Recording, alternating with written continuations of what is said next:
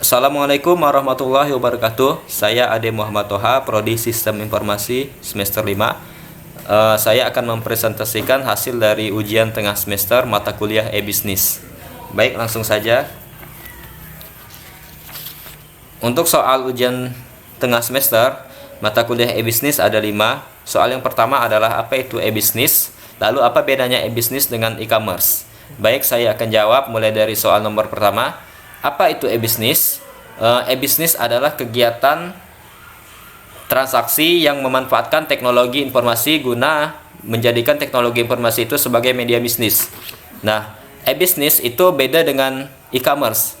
Sedangkan e-commerce adalah kegiatan dalam bertransaksi yang menghubungkan antara komunitas, organisasi, dan konsumen untuk menggapai atau untuk mencapai target yang telah ditentukan. Nah, jadi bedanya e-bisnis dengan e-commerce di sini, e-bisnis lebih fokus terhadap uang, sedangkan e-commerce lebih fokus kepada uang, sedangkan e-bisnis lebih fokus kepada manajemen bisnisnya sendiri. Lalu yang kedua adalah jelaskan tentang 3 fase perkembangan e-bisnis. Nah, di dalam materi yang saya baca itu ada 3 fase. Yang pertama adalah fase inovasi, yang kedua adalah fase konsolidasi, dan yang ketiga adalah fase reinvasi. Apa itu fase inovasi? Fase inovasi itu adalah di mana fase ini menghubungkan atau memanfaatkan pengembangan teknologi pada masanya, seperti pengembangan internet, komunikasi, dan pertukaran data, serta lain sebagainya. Artinya dalam fase ini adalah fase pertama, fase yang berkecimpung dalam pengembangan dunia teknologi. Seperti itu.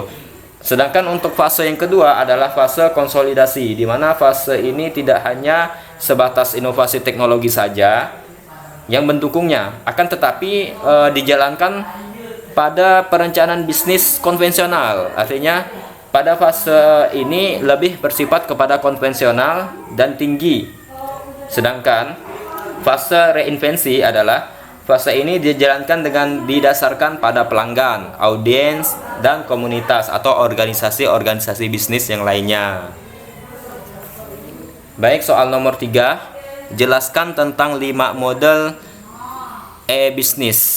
Nah, seperti kita ketahui bahwa model e-bisnis ini sebenarnya ada banyak, cuman lebih spesifik dan lebih menjelaskan semuanya itu ada 5. Yang pertama adalah model B2B, yang kedua B2C, yang ketiga C2C, yang keempat C2B, yang kelima B2G.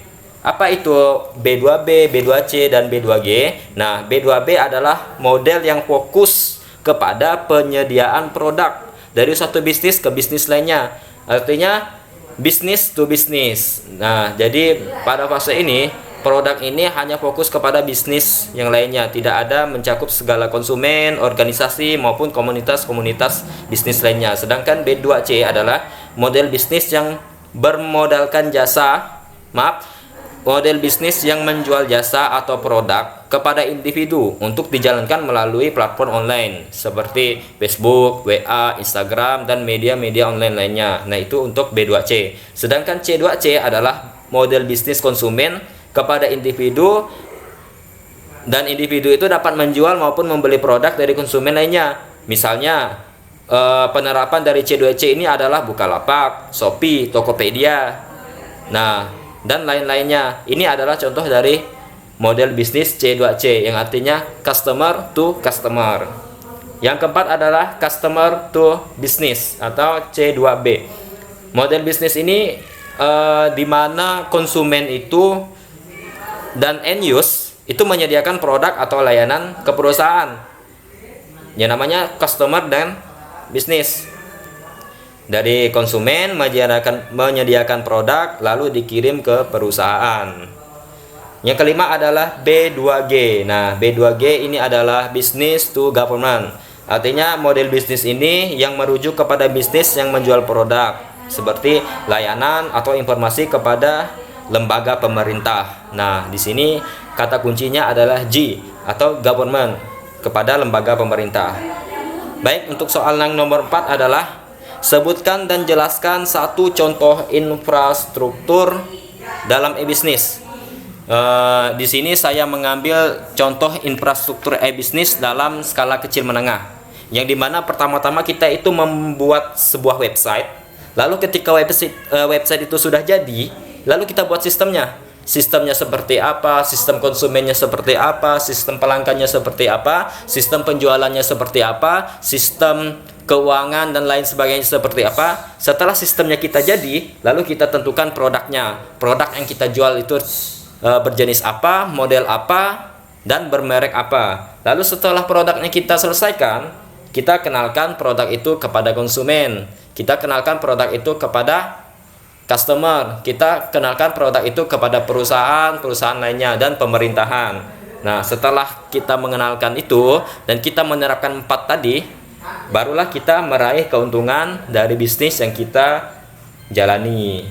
Nah, itu soal nomor 4. Untuk soal nomor 5 adalah sebutkan dan jelaskan 4 strategi tahapan evolusi bisnis.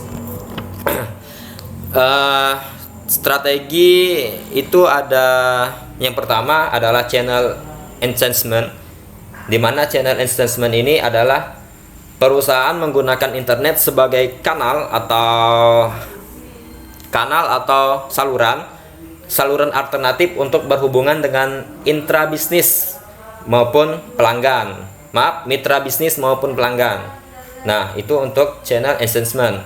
Yang kedua adalah value chain integration.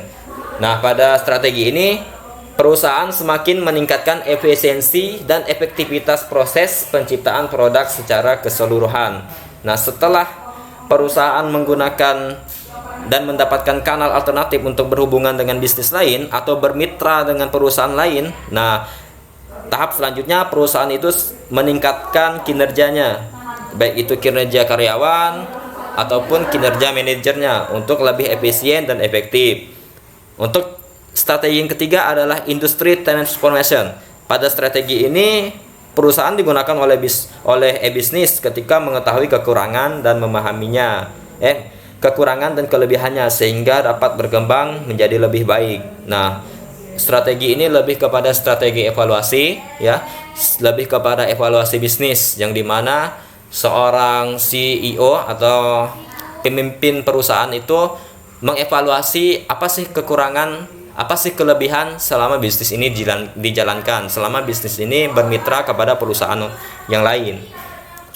Yang terakhir adalah konferensi. Nah, konferensi ini adalah strategi untuk berkolaborasi dengan tujuan menciptakan produk-produk baru. Nah, setiap bisnis tidak bisa berdiri sendiri, setiap bisnis tidak bisa berjalan sendiri. Setiap bisnis pasti memerlukan mitra untuk mereka dapat berkolaborasi, mereka dapat bekerja sama, sehingga dari kolaborasi kerjasama yang dikerjakan itu dapat menghasilkan produk-produk baru. Nah, produk-produk itu yang akan ditargetkan untuk mencapai tujuan nominalnya. Baik, hanya ini yang dapat saya sampaikan.